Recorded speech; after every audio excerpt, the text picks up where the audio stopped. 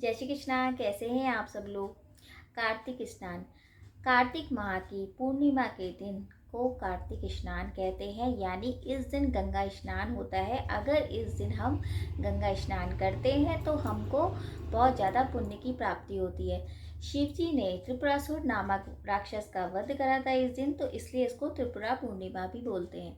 कार्तिकेय भगवान का इस दिन अगर हम पूजा अर्चना करते हैं तो हमको वैभव की प्राप्ति होती है और हमारी सद्बुद्धि का विकास होता है, यानी कि हमारी बुद्धि एक सही डायरेक्शन में चलती है।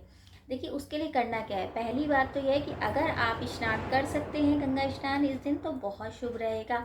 अगर नहीं कर सकते तो गंगा स्नान के लिए आप एक काम करिए, सुबह उठ के जब आप नहाने जाएं तो उसमें गंगा जल डाल दीजिए। उससे क्या होगा, वो गंगा स्नान के बराबर ही होता है।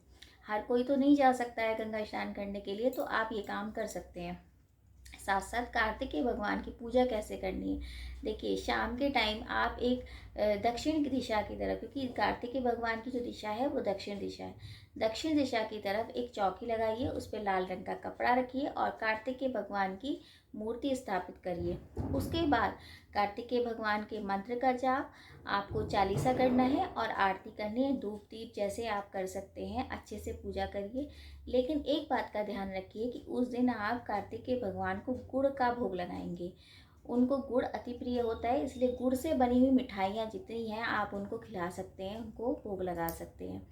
उसके बाद आप दीप दान का बहुत ज़्यादा है। अगर इस दिन आप दीप दान करते हैं, दिए दान करते हैं या किसी के घर में उजाला करते हैं, एक चाहे आप बल्ब भी किसी के दे दें तो वो बहुत ज़्यादा शुभ रहता है। इस दिन दान का बहुत महत्व होता है।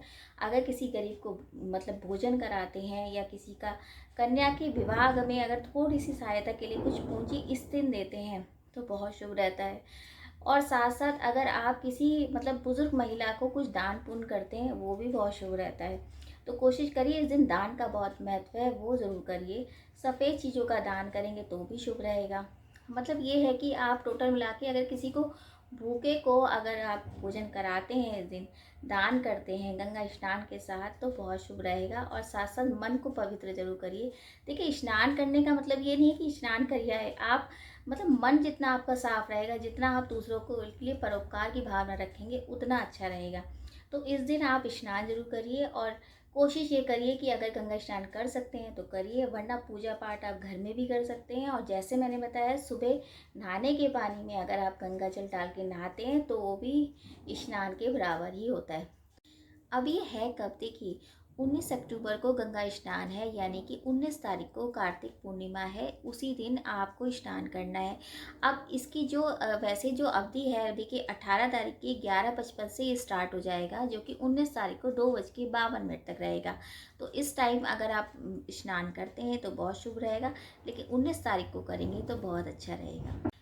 तो आपको गंगा दशहरे की बहुत बहुत शुभकामनाएं। और अगर वीडियो अच्छा लगे तो शेयर भी कीजिए। जय श्री कृष्ण।